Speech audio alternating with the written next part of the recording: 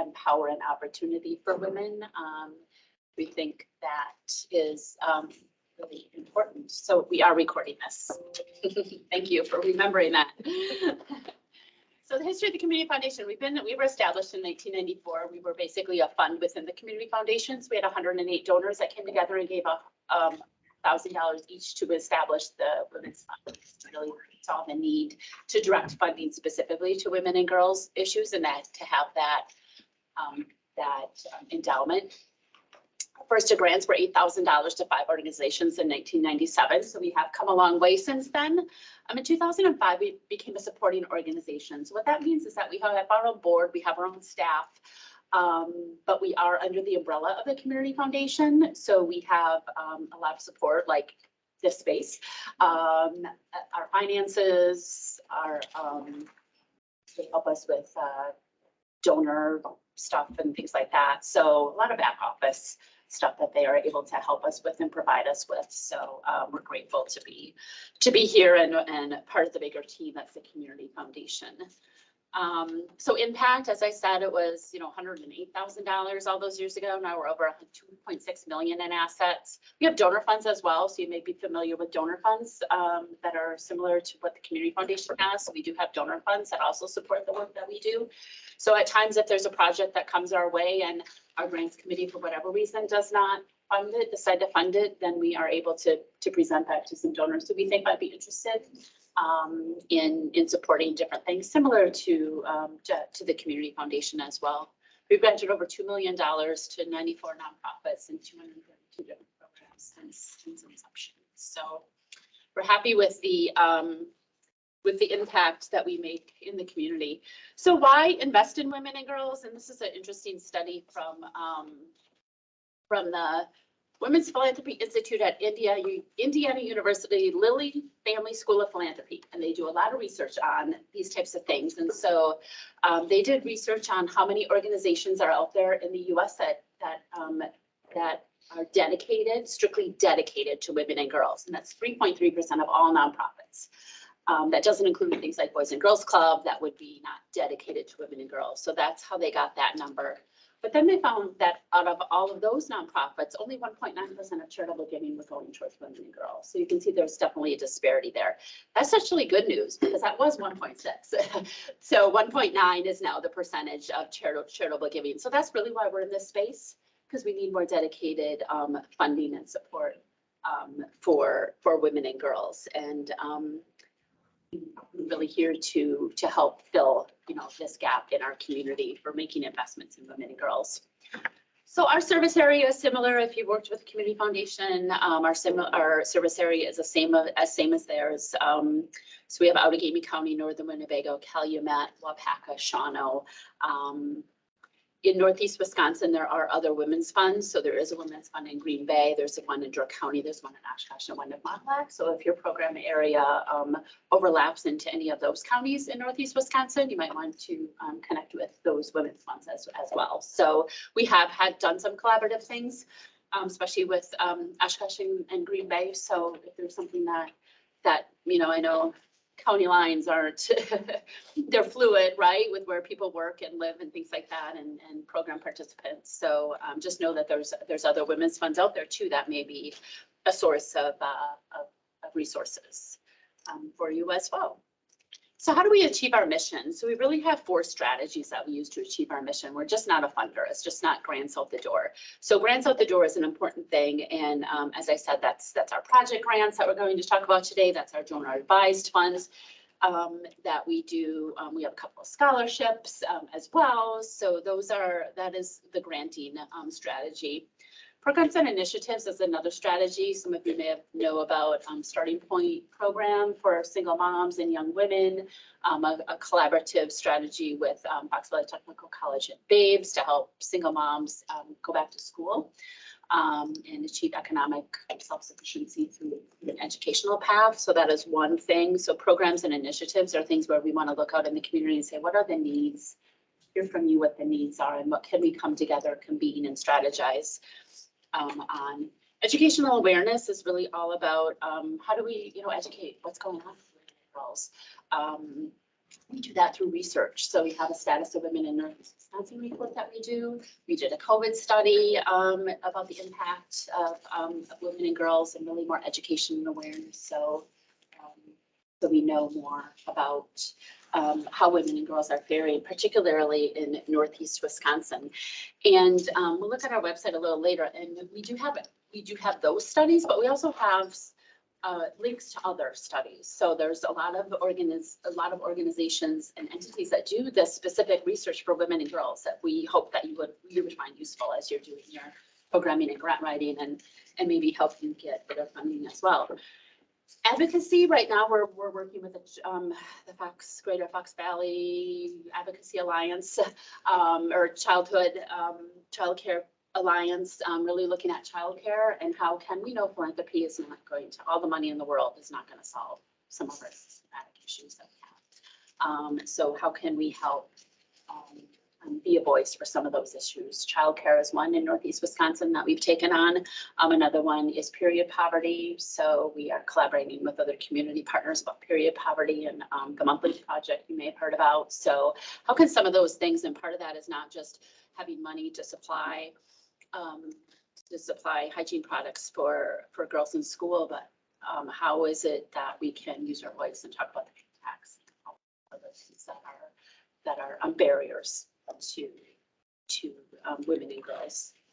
So those are the four kind of strategies we have as we look at what we do here. So the new focus, greater impact, is really all about, our board came together and said, how can we, knowing that we're small fish in a big pond for Northeast Wisconsin as far as the impact we can make. We have limited resources, limited staff, as you can see, limited grants available to fund. So how can we really look at what is really most important? What's our niche? What can we do? What can we have impact on? So we are focusing on advancing economic opportunities for women and girls, because we think that if we can advance economic opportunities, women and girls just have so many more choices in life, better choices in life, pathways to financial stability for themselves, for their families, benefits our entire community. So you can go about that 100 different ways, right? So there can be a different priority. So the next thing the board did was, how can we impact that?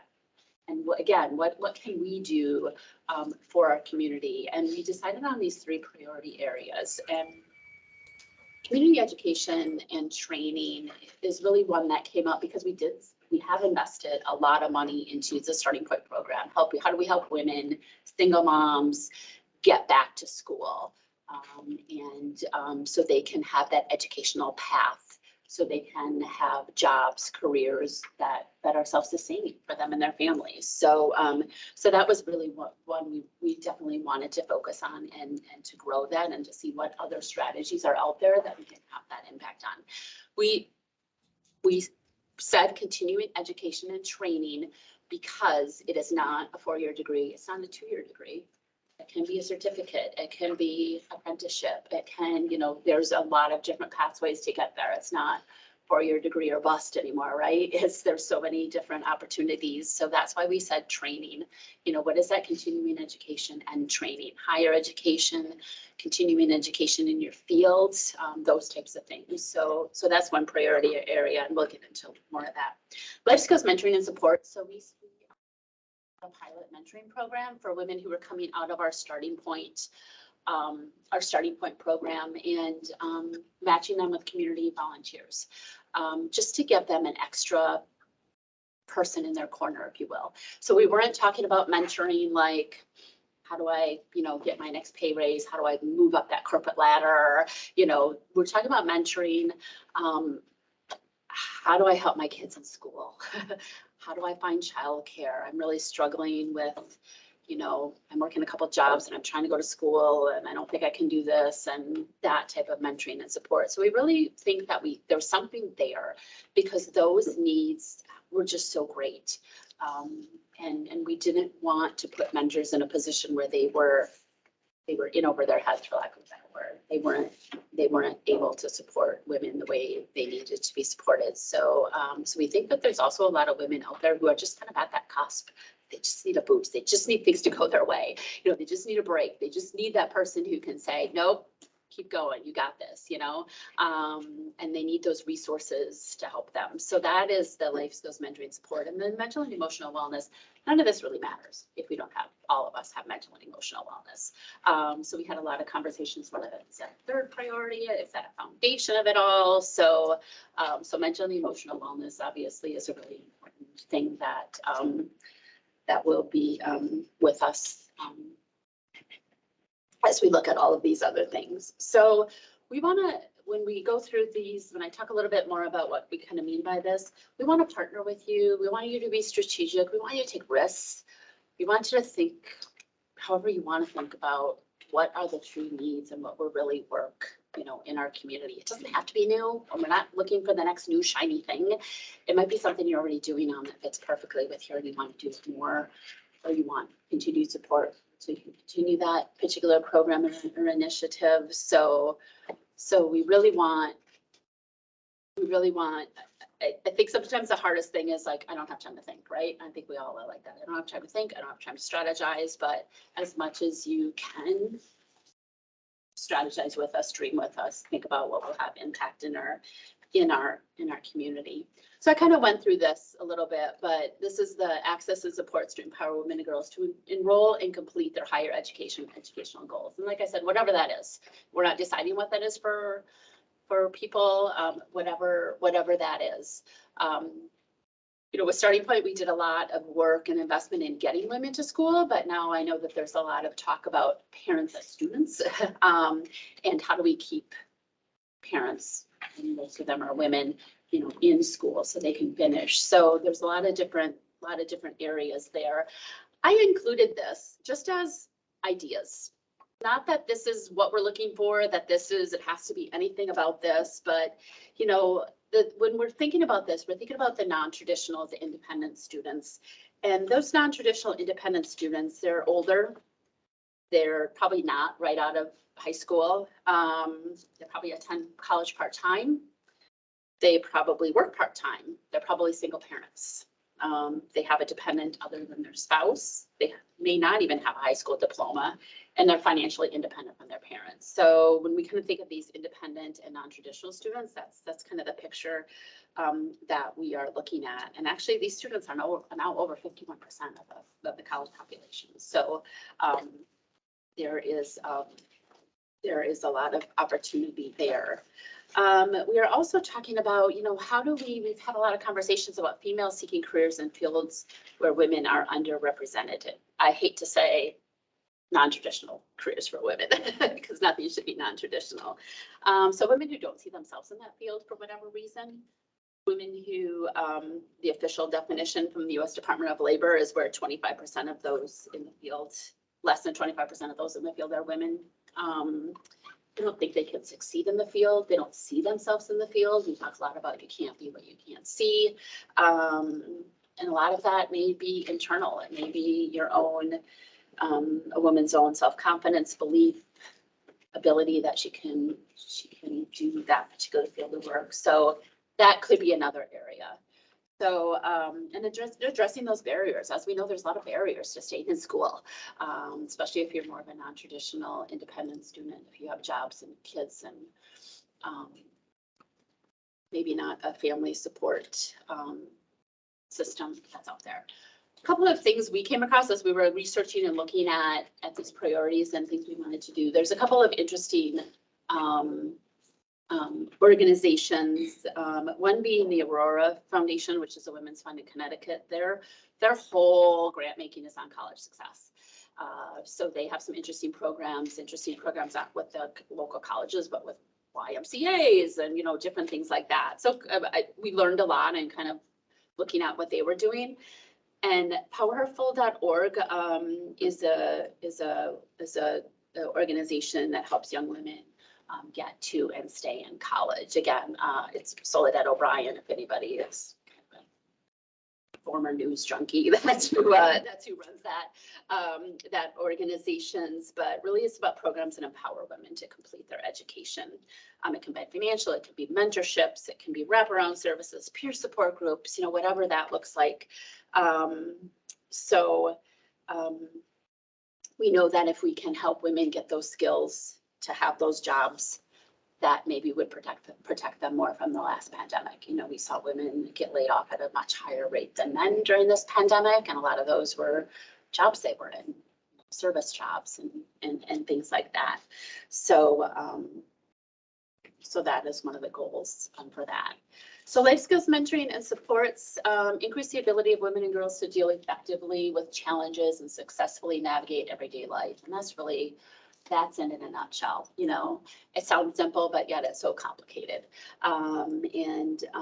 Those are we found through our, you know, our mentoring initiative that there's so much there and there's so many needs. It's a little overwhelming when we look to think about it. So if we think about groups not currently being served as well, emerging adults, gender identity, minority groups, other groups out there that don't have that space for them. It's about life skills navigation, resources and support for women, finding the community needs to help them. You know, one thing with the Starting Point program, women were shocked at all the community resources out there. You know, diaper bank, who knew? There's a place I can go to get diapers, what? You know, so it seems, you know, kind of for some of us working in this field who know a lot about those resources, it's just making those connections sometime and navigating through that process. It can be about setting goals. It can be about what's your next step? What do you want to do in life? What are your gifts and talents? What are you good at? There's a lot of opportunities, we think, in this area, as well as how can we really connect women to make sure they have all the resources and supports they need to succeed. Fresh Start Women's Foundation is an amazing organization in Arizona that they have life skills, budgeting, careers in education, just so much. And then there was another organization we found, actually a resource center in Florida. We're not saying, you know, we need to go start a resource center for women, but just the array of services and things they've thought about, everything from mental health to career exploration, resumes, peer support groups, social workers, budgeting, like it. So just all of those types of things that those couple of organizations just kind of popped when we were researching different models and ideas for that. And then mental and emotional wellness, access to a spectrum of supports for women and girls to nurture mental wellness. And like I said before, this really serves as a foundation, and we chose wellness for a reason. We added emotional for a reason. So we don't see our role as increasing the capacity for, you know, clinical therapists and psychiatrists and all of that. We think there's others doing that work really well in addressing that, and in that space. What we are looking at is really what is more on the front end.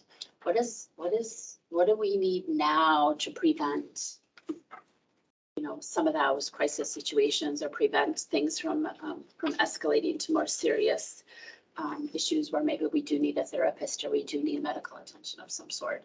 I think that we are talked to some of you that, you know, COVID took a number on women, and we're not over it, and we never will be over it. We don't want to go back to where we were. We don't want to go back to pre-2019 and how it was for women and girls, and especially women of color and things like that. So we don't want to go back there, but we're still struggling, you know, in this post-COVID world, and what does that look like, and what does that mean? And so we think that this is really an important issue. And our Girl Grant Makers, our Girl Power Giving, actually identified something similar to this when they said they want more of these preventative, more of these front-end services. And what does that look like? So proactive and preventative, building resilience, kind of that education and that practice. How do we practice good mental wellness? You know, don't tell me to meditate, because I don't, you know, like, so don't tell me to go, you know, get a massage or whatever, you know, kind of what is some of that outside of traditional treatment or clinical settings. And there is a place absolutely for treatment and clinical settings and all of that. There's absolutely a place for all of that. And that is a great need. But we're really talking about how do we support growth and their mental and emotional wellness journey and what does that journey look like. Couple of things that came up was this McLean Care is actually a nursing home, where they are, but they do mental and emotional wellness for seniors in the nursing home. So, we've gotten asked a lot about, what about senior women? Too a lot for senior women. But I thought that was really an interesting thing that they were really focusing on was, in the nursing home. And this other one was basically a emotional wellness toolkit. So anything related to kind of that preventative, that building resiliency and being proactive about what are the needs that are still out there and what will work, or what do you think will work? So that's a little bit more. Happy to answer any questions about any of that at any time, as if you go back and think about this. I'm happy to have any conversations with anybody around kind of the fit. And like I said, this is what we're looking for. And if it's not this, forget it. This is just ideas to spark your interest, your creativity. Hopefully you can think of work that you're doing or want to do that might fit into one of these priority areas. So on to the kind of the basics here. So we have one annual grant cycle right now. So we are in the process of transitioning our granting. So this will be evolving as we go deeper into this focus area. So right now we have one annual grant cycle. We are, we just adopted this strategy or this focus and priorities this fall. So, and this is the time we normally do our grant cycle. So we're going to continue with how we've done it, but use these priorities and focus areas. So we have $60,000 to grant. And like I said, we also may have other donor funds that would come into play if there's a match there. Grant ranges up to $10,000 is what we're looking at. We do have a preliminary application that we'll go through really quick. And we do this not to put more work on you, but hopefully to put less work on you. So the preliminary application is the basics. Give us your idea. What's your vision? And then the grants committee looks at those and then invites people to fill out a full application. We are in a state of transition with our technology and our databases and all of that fun stuff here. So we are in this state of the old, you've applied for grants at the Community Foundation, the old online system is going away. The new online system will be coming up early next year. So we're kind of in this state of flux. So we're going old school. We're doing Word fillable documents. So we're not going to bother with the old system. That's a bear to set up, knowing that we're not going to be using that going forward anyway. So we're going to post a fillable Word document on our website and you can email it to us. So hopefully that is as easy for you as logging into the website and filling it out there. So grant dates, Friday the 13th, and I did not, that on purpose, but we have moved this out. This date used to be like January 4th or something, like right after you got back. So we heard that is, and I know that too from my previous work, that's not an ideal time to have a grant due right after you get back from the holidays. So January 13th just happens to be a Friday. So about the week of January 30th, we'll let folks know when they, if they have been invited to submit a full application. We'll do March 3rd as the date for the full application. And then the week of the 10th, April 10th, we'll notify applicants of the results of that. And we are hoping to have a grant celebration this year. We have done that in the past. And of course, we did not do that in the past couple of years. So hoping to invite people to a grant celebration where we can give you checks and just celebrate the good work that you do. And then our luncheon, we invite our grantee partners to the luncheon to set up display booths so they can talk to all of the luncheon attendees about the great work that you do. So hopefully those are both, again, we want to make that beneficial to you. We're not asking you, we don't want to ask you to do things just for the sake of doing things. We're hoping that those are a couple of opportunities that are beneficial to you to get in front of more people about your work. Grant guidelines. So as part of your packet there, you have kind of this grant guidelines 2023 on here. Not a lot has changed for those of you who have done this before, other than the focus and the priorities. So aligns with our funding priorities, uniquely addresses women and or girls or those that identify as women or girls, are some of the basic guidelines. We don't fund individuals, we don't fund endowments or capital campaigns with our project funding. We don't fund programs that promote religious activities or beliefs. You can be faith-based, absolutely. But if a particular faith is a requirement to receiving program services, that is something that we do not fund, or if participation in a particular faith is required, that would be not something we would consider. Political parties, so all those campaign ads we hopefully are done with for a while, we won't fund any of those. Event sponsorships, not through project grants. We have a smaller bucket of money that we do some smaller event support with. And co-educational programs that do not clearly communicate a specific and unique focus on women and girls. So this is a big one. We don't just want to fund the girls or the women. So it's not like, I always give the STEM example. We have a STEM program. You pay for the girls. Somebody else will pay for the boys. No, that's not what we want to do. Why do girls, interest in STEM and education and careers fall off dramatically and boys don't? That's what we want to get at. That's the unique program for women and girls. So that's the type of thing we want to do. We just don't want to, you fund the girls kind of a program. We want to talk about what that unique need is for women and girls, why that's happening, and how you can help alleviate that. I will kind of bring up branch application. Yay. So here is our, and this will all be on the website. Here is our application. Again, this was also sent out to you, fillable form. So if you're younger, you're like, what's this fillable form stuff? Basically, it's you click in there and you type. So, so basic information at the top. We do just check that you are in the service area. The program impacts women and girls, and choose a priority area. And if it falls into more than one, choose the main one there of those three.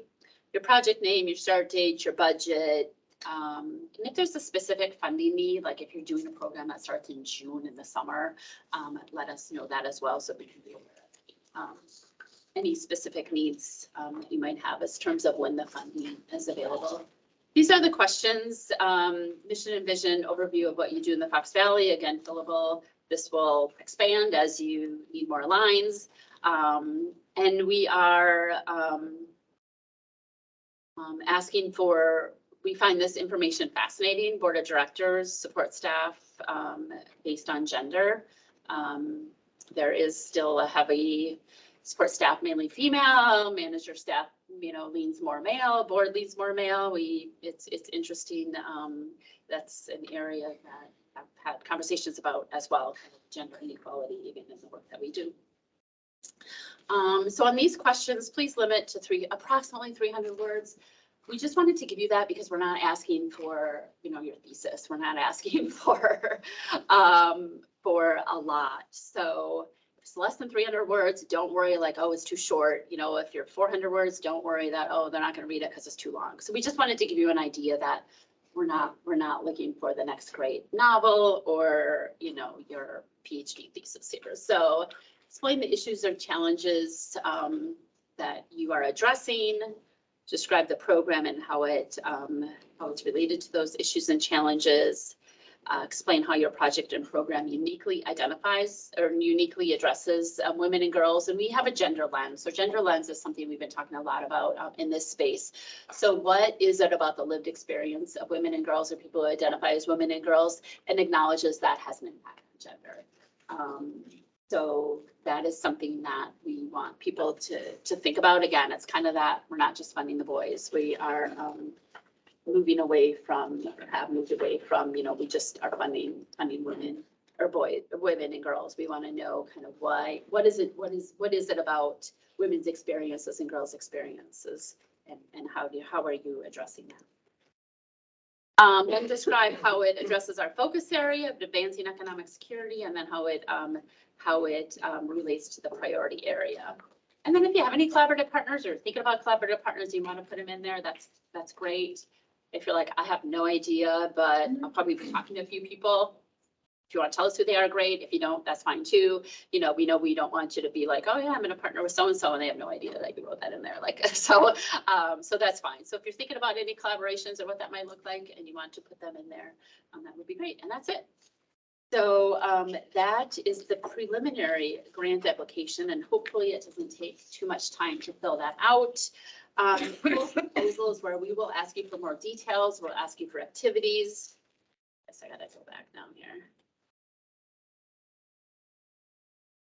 We'll ask you for outcomes, collaborators, budget, all that fun stuff. So again, we've really tried to be mindful about, we don't want to ask you for things we don't use in this whole process. So, so again, the full proposal, again, we're not asking for the PhD thesis, just a little more detail. The preliminary is all about, yeah, this is interesting, we want to know more, or no, this kind of misses the mark with what we want to fund, or our focus and priority areas. So we don't want you to do all of this if we know kind of from the start that it's not going to be a fit. So the next thing is, so our website will be, if you go to grants and scholarships here and apply for a grant, that's where you will find that.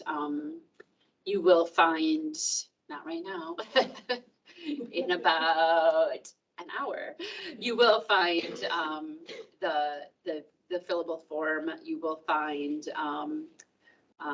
the timeline is on here, and then this is 2002, so you'll see the new grant guidelines. We'll have this PowerPoint on there, we'll have the recording on there, and that sort of thing. So that is where you'll find the application materials.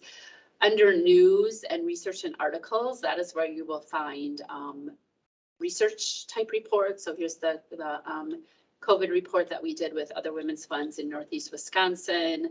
Here's the status of women report that we are going to be uploading next year with our sister organizations, women's funds in Northeast Wisconsin. And then we wanted to provide just some links. A lot of you may already know about these, but there's a status of women's in the states report.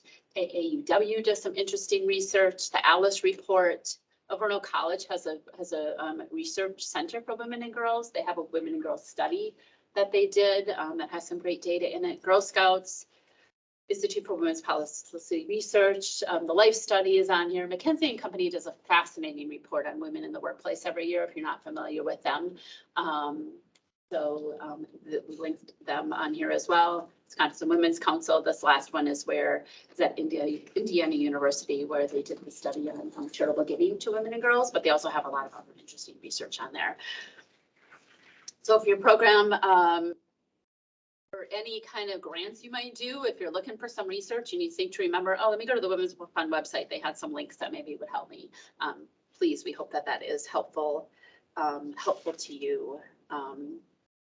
To apply for other grants or get additional funding. So, and if we're missing any, if you found other things that are really interesting, just let us know, and we'll be glad to put them up here for everybody to take a look at. So e-news is also on there if you want to sign up for our e-newsletter. Used to do it monthly, now we're kind of doing it quarterly. Just kind of talk about what's happening within the Women's Fund. We talked about the research and articles, and we talked about the grant application and guidelines that are all on the website as well. You can connect with us on Facebook, LinkedIn. We are not even on Instagram. I know, it's sad. So don't look for us on TikTok, because that's a no-go. We're not on Instagram. We're not, or anything else that I probably don't even know the name of right now. So that's how you can connect with us. And as a grant partner, we really want to partner with you. We really want to say, what else can we do for you? How can we highlight what you're doing within our audiences and our social media and others who follow the Women's Fund? How can we highlight the good work? And so with our grant partners, we really want to have that partnership. Like, what can we do for you? Other than grant money. So, so we have questions, and we are always open to providing you the space the time, if you want to talk to others in the room here today, great. I think we have this room until 10. If you want to connect with others, if you want to say, Julie, will you convene, or can 4 of us meet here or something to talk about an idea, always welcome to help you with any of that, any kind of connections, any strategies, want to bounce ideas, you want to share successes and strategies, successes and challenges with other strategies, anything like that. So we hope this is really collaborative, and we know we're all working together for a common mission, and we just really want to be available to help you. You know, you are doing it every single day. And so you are the experts. And so we look to you for that guidance and what we can help you with through our funding and resources and networks and things like that. So that's what I have for you. Anybody has any questions? Anybody has any questions virtually? I hope it was a good virtual for everybody as well. This new hybrid thing is kind of still getting used to that. So we have our board meetings hybrid too, and it's always like, oh, there's people up there too. So I want to make sure everybody's included. So let's start with the people on the virtual call here today. Does anybody have any questions? Are there any questions in the chat? Amanda, if you have any questions you want to put in the chat. If you have any questions you want to shout them out right now, happy to do that. Everybody's good up there. Any questions in the room here? Any clarifications? Any? I had just one. So for the project grants for like the one annual cycle. Yep. There's also the indication that this, like for a specific program that we would be applying for, there would be a limitation to 3 consecutive years. Yeah, so that's something that we've done that we're keeping for this year's as well. So like I said, this is going to be kind of an evolution for us. So we have said we will fund a program for 3 consecutive years. The same. We won't, it's not automatically, we will consider a program for 3 consecutive years. So that is something that we are still keeping this year, yes. And to add to that, would that be also in relation to the organizations that are being funded, or is that just per program? Program, yeah, per program. So yeah, if you've had 3 years of one program and then there's another program that fits, you know, the focus and priorities that you want to apply for, absolutely. It does not mean just one organization can only get funding. Definitely program based, so.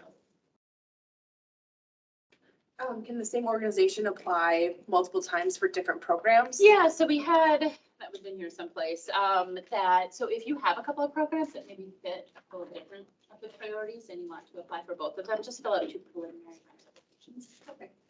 Yeah. So yep, if you have a couple of ideas that you think would fit, please do that. And as we are going through this process, we are looking at, again, kind of that greater impact. And then, you know, we're talking about multi-year funding, bigger grant amounts. You know, it'd be cool if we could grant $20,000 to something, you know, as we're looking at all of this. So that is conversations being had, and as we're moving through this and kind of evolving and how we do grant making. So those are all things in the works, items for discussion. So, as you can't change the world with $5,000, even though you will try.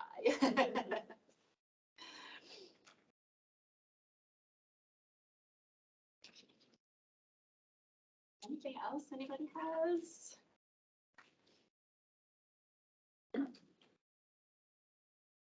Well, thank you all. Appreciate you taking the time and being here. And like I said, if you want to stay and chat or have another cup of coffee or whatever, you're welcome to do that, or welcome to get on with the rest of your day and week. And yeah, just reach out at any time.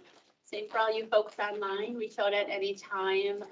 If you have any questions, ideas you want to talk about, always happy to have conversations, and I learn a lot from talking to everyone. So thank you for that opportunity for me to learn about your world and your work as well. Great. Thank you. Thanks. Hi, everybody online. Thank you. Thanks for your time. Appreciate it. Yeah, absolutely. Lots of things. I think you and I write down the exact same things at the exact same time. So why we go to these together? That's good. Yep, you bet. Yeah. Perfect. Yeah.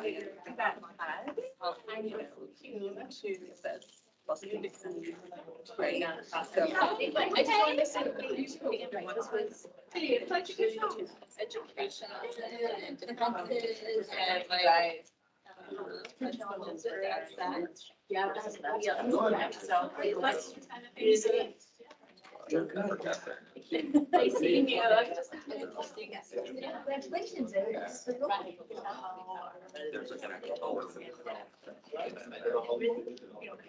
Yeah. Right, yeah.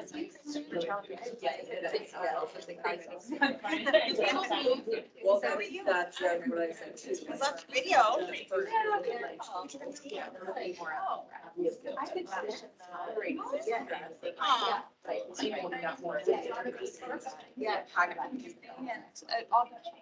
Yeah. Yeah.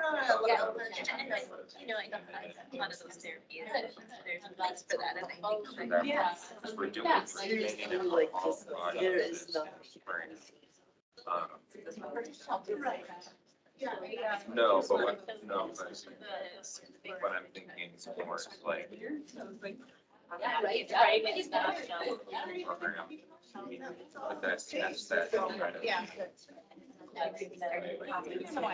All right. You said yesterday. Haven't seen you guys in months and now both in the face. Great. Have a good care. Thank you. Welcome. Where were you before this? I was saying to, send me some more information. Yeah, I am. Kind of whatever. I got this application. Yeah, I know. So, yeah, I appreciate that. I was glad to be a part of it. Yeah. Okay, cool. Yeah, I'll take this. Okay, cool. It's coming along really well. Okay, good. Yeah. I was at home. Yeah. In the corporate world here in Sturgeon. So, and I was like, what am I doing here? I mean, a personal connection. Whatever. At least it's not me. Right? And then like things like support groups. Okay.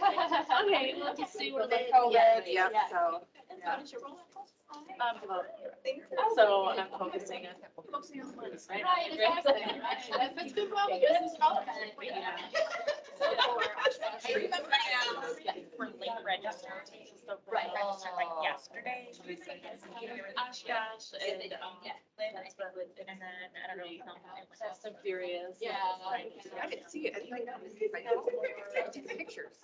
And I'm like, They went to. and that came I know I want to do it, but I don't know how to do it. That was great. Yeah, so we had talked about that. Thank you so much. Thank you for coming in. Came up though. Thank you. It's been recording, I think. Yeah. Absolutely.